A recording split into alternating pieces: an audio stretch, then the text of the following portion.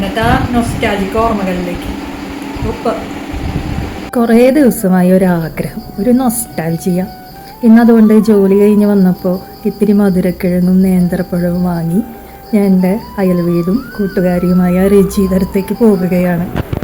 ബാക്കി വിശേഷങ്ങൾ അവിടെ ചെന്നിട്ട്. ഗൈസ്, അങ്ങനെ ഞങ്ങൾ രജിയുടെ വീട്ടിലെത്തി. ഇനി രജിയുടെ വക സ്പെഷ്യൽ സാധനമാണ് ഞങ്ങൾ ഉണ്ടാക്കാൻ പോകുന്നത്.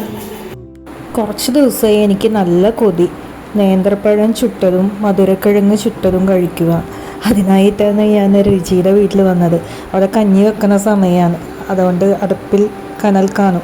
പക്ഷെ എനിക്ക് ക്ഷമയില്ലാത്തതിനാൽ ഞങ്ങൾ തീ ആലിക്കത്തിച്ച്, അത് വേറെ കാര്യം. ശരിക്കും കനലിൽ മെല്ലെ ചുട്ടെടുക്കുമ്പോഴാണ് ഇതിന് രുചി അധികമുണ്ടാവുക. അപ്പോഴേക്കും രജിയുടെ അമ്മ വനജ ചേച്ചിയും അവിടെ എത്തി.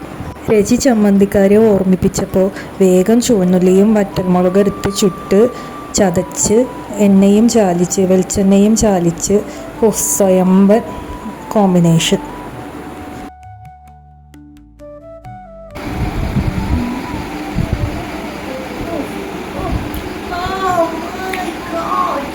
സൂപ്പർ.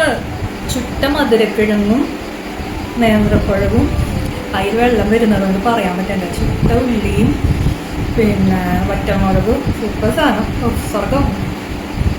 എന്നിട്ട് ആ നൊസ്റ്റാൾജിക് ഓർമ്മകളിലേക്ക് ഉപ്പ്.